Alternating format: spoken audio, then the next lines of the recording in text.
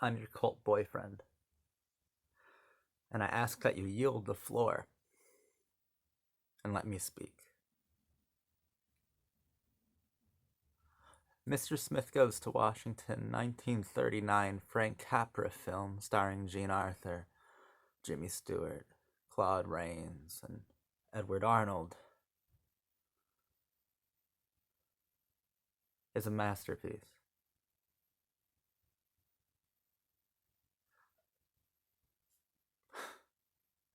It really touched me. When I first saw this movie in my late teens, I think, I didn't get it. I didn't understand it. Oh, I don't know, the modern cinephile my age or younger, um, they don't take Frank Capra seriously. They see Mr. Smith Goes to Washington as a preamble to Frank Capra's propaganda work for the U.S. Army during the Second World War. Some of them would even go so far as to say that the Nazis had Goebbels and America had Capra. Which is so disingenuous, I wouldn't even know where to begin.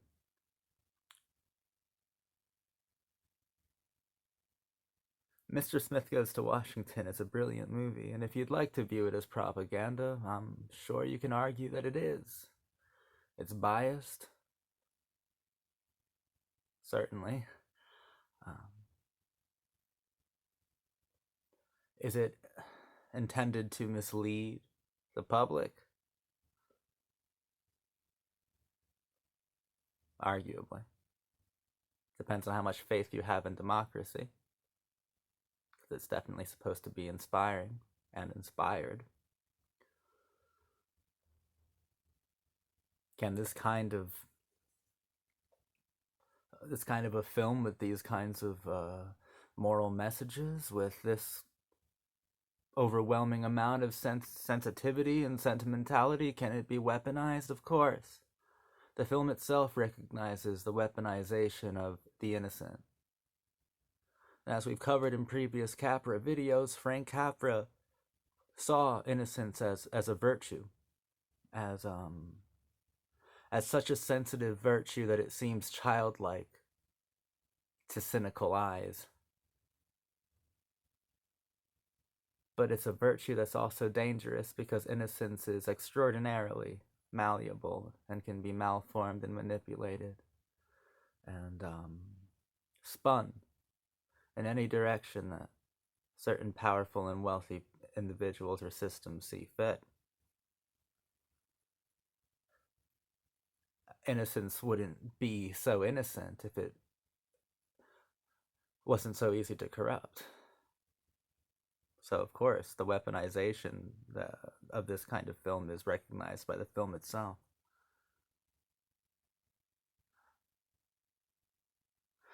In the film, Mr. Smith, played remarkably well by Jimmy Stewart, and Clarissa Saunders, played extraordinarily, spectacularly by Jean Arthur, or driving in a car at night, and Mr. Smith is just looking at all the windows, so excited at all the landmarks and the monuments, going, "Oh my God, the Capitol building! Oh my God, what's that? What's that?" And he goes, "What's that? Oh, movie houses."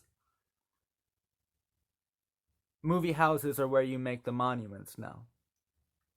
That's where the new cultural landmarks are. It's where history is kept, or at least celebrated. It's where freedom is celebrated. It's where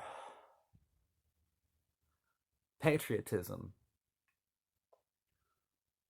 can be rewarded and championed. The movie houses. That's where the Lincoln monuments are. The new Lincoln monuments, those are Mr. Smith Goes to Washington's. The movie houses. Frank Capra's cinema. Frank Capra's Shangri-La. Frank Capra's invention of America. Because this is where that was cemented. In a film like It Happened One Night, right here.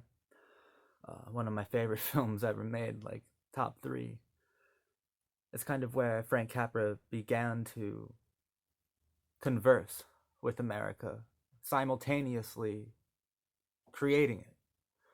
And through works like Mr. Deeds Goes to Town and You Can't Take It With You, Lost Horizon even, he helped build that invention up. He helped fine-tune it, fine-tune the cinematic alternative that the physical reality of America could be inspired to become more like. And by Mr. Smith Goes to Washington, that's when his invention was perfected and completed, honestly. You know, Meet John Doe would further the language, would further the invention. But it's Mr. Smith Goes to Washington where Frank Capra's America is fully realized. It's where Frank Capra's Americans are at their most heroic. And while Mr. Smith is certainly a Capra hero, he's not my hero in this film. And he never was. When I first watched it, I was so cynical, so nihilistic, so, I was like an anarcho-punk kid. Like, I didn't care about Mr. Smith, but I wasn't looking in the right place, and I really didn't get it. Mr. Smith isn't the hero here. He's that one extraordinary figure. He's like a Mr. Deeds in the idea that the audience should wish they were more like that. The viewer should wish they saw themselves in Mr. Smith, because we're not Mr. Smith. And Frank Capra was a populist filmmaker. Frank Capra's heroes were always secretive. They're never the main one on the screen, right? A Mr. Deeds, a Mr. Smith. Those are people who you want to be, but they're not the ones who have that typical protagonist journey, at least not in my opinion. The hero of Mr. Smith Goes to Washington is Clarissa Saunders. The hero of Mr. Smith Goes to Washington is Jean Arthur. I feel like Jean Arthur in this film, coming out of a tunnel.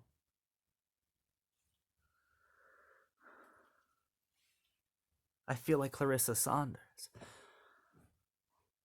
That's the part that stirred my soul the most. It's when she's getting drunk and being like, what the hell is wrong with this guy? I mean, maybe if you were more like him, right? I mean, God, we're so wised up and we're so nihilistic and cynical and like so full of ourselves and so arrogant and so jaded that kind of innocence isn't just disarming, it's emotionally threatening. It's disturbing. Because you can't argue against that kind of innocence. If we could all be that innocent, it'd be wonderful. See, what Clarissa Saunders has that Mr. Smith doesn't is an arc. Mr. Smith begins this tale, bright-eyed and bushy-tailed. He begins this story remarkably idealistic and sentimental, and ends it remarkably idealistic, sentimental, and accomplished. Not really an arc, right? Clarissa Saunders has an arc. She begins this tale, fast-talking, super witty, cynical, and jaded, and ends this story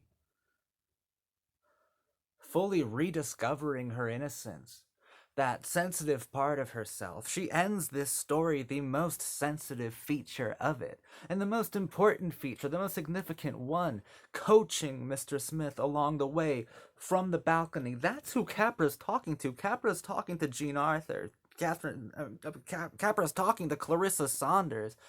He's talking to the public, and the public, the audience viewpoint is Clarissa Saunders, not Mr. Smith. Mr. Smith is who you have to protect. Because you and I, we're already too jaded, we're already too cynical, but we know those few fools, those people out there tilting at windmills who we can't help but admire. We have to protect them from the tailors of the world. We have to protect them from the things that lurk in the shadows, that cast shadows that are huge. We have to protect them, and we have to guide them and coach them. And man, we have to celebrate them. Because once cynicism gets its fangs into you, while you can reclaim a certain amount of innocence, you can never be Mr. Smith. But you can be Clarissa Saunders. You can be in that audience. You can be guiding. You can be coaching. You can be nurturing. You can be helpful. And you can be romantic too. You can make a difference, and you can be brave, and you can have an arc. Clarissa Saunders is the hero of Mr. Smith Goes to Washington, and she's what makes this film beautiful, and to me elevates it from any cynical criticism of just, this is heightened propaganda. Well, you know what? Maybe the country needed this kind of good propaganda, this kind of message anyway. This was made in 1938, 1939. Capra saw the dark clouds on the horizon. He saw the storm of war coming. Are you telling me this is actually harmful? What about the message of Mr. Smith Goes to Washington is actually harmful in the face of Germany? What about it? Nothing. Not a single goddamn thing. Capra's America is a good America. Capra's cinematic alternative, Capra's cinematic invention of America, is probably the most impressive thing that any American director has ever done. In one of my very first videos on Capra, I quoted John Cassavetes, the darling of the American independent movement. He said, and by the way, Capra was Cassavetes' favorite director, Capra and Dreyer. He said of Capra, you know, maybe America never existed. Maybe it was all Frank Capra. I mean, and he's right, of course. But I think America does exist in a way that is Capra-esque as well now. We've had enough time to be inspired by Mr. Smith, to live vicariously and emotionally through Clarissa Saunders. That a part of our very ethos, the fabric of this country, is Capra-esque. And you can see it. You can see Capra's invention, Capra's dream in a lot of us, in a lot of different people. Thank God for that. Capra's photography is wonderful in this film. Some of the edits here, the editing is incredible, very rhythmic, very even staccato at times. I'm thinking of when they're printing newspapers near the end. Or Capra always filmed eroticism very interestingly. This is what separates him from most American sentimentalists, because they're really not erotic. In fact, they seem to be like anti-romantic, most of them, but not Capra. Capra was extremely erotic and extremely romantic, and in this film, he wonderfully when Mr. Smith is kind of awkwardly stuttering, fumbling his words in front of a beautiful young girl. We're not interested in the girl nor in Mr. Smith's face. We are tracking Mr. Smith as he nervously fumbles his hat around, like drops it to the floor, keeps fidgeting about with it, which is probably American film language at its most erotically metaphorical. Hats, typically in gangster films and mostly in the 30s, in a Freudian sense, were meant to represent not necessarily like a castration, but your member, but a phallic form, right? Supposed to represent the head down there. Why am I? This is weird. You know what I'm talking about. And he keeps dropping it about. He's getting weak there, and it's a very erotic tracking of this hat. It's complicated and sophisticated, and it gets the point across quite well that Mr. Smith is not in control of his attraction to this young woman, and he's not he's not well versed in the rules of attraction, so to speak. But this film is colorfully populated with brilliant photography and extraordinary composition, and Frank Capra is absolute master of the form, especially here, where Capra's America is fully realized on screen, immortalized, like a movie house next to a brilliant monument, because films are the new monuments. Films are how the new monuments are made, how the new landmarks are forged and set in stone forever, set in celluloid forever.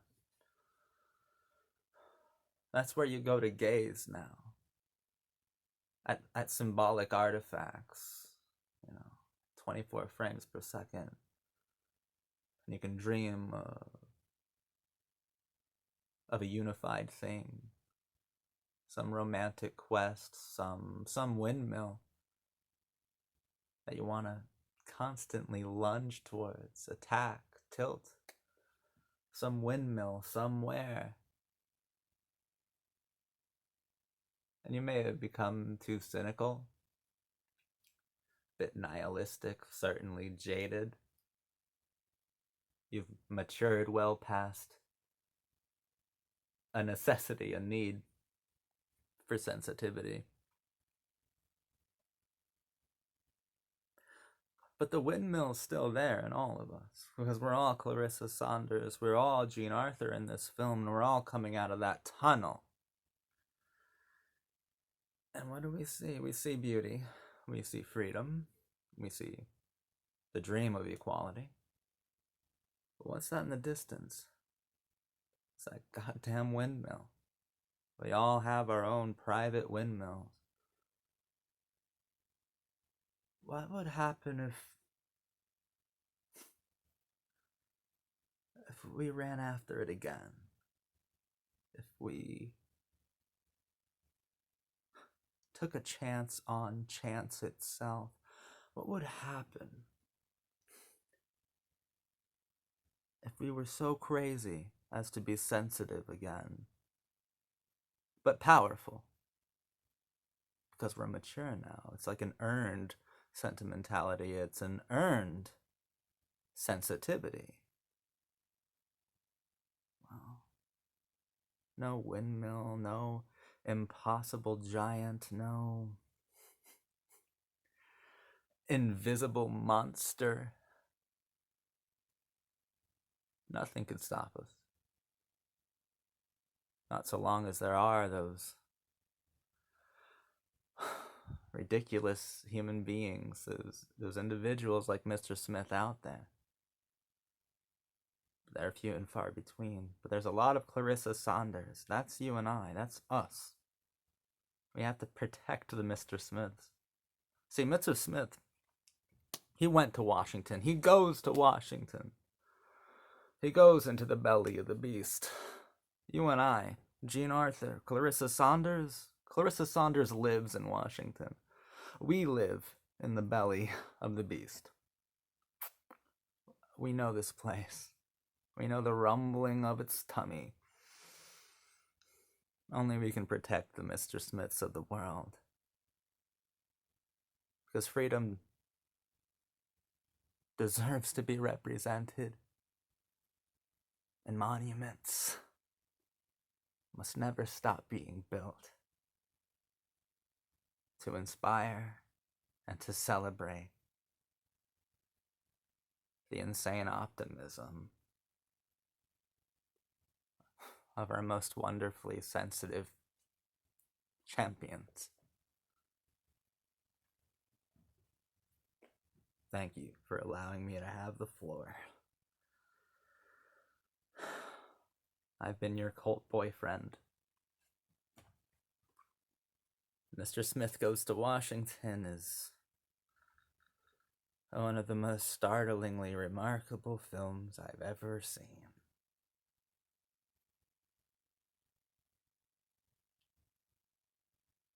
If it is propaganda, then not only is it good, it's necessary, valuable, and eternal. And thank God for that.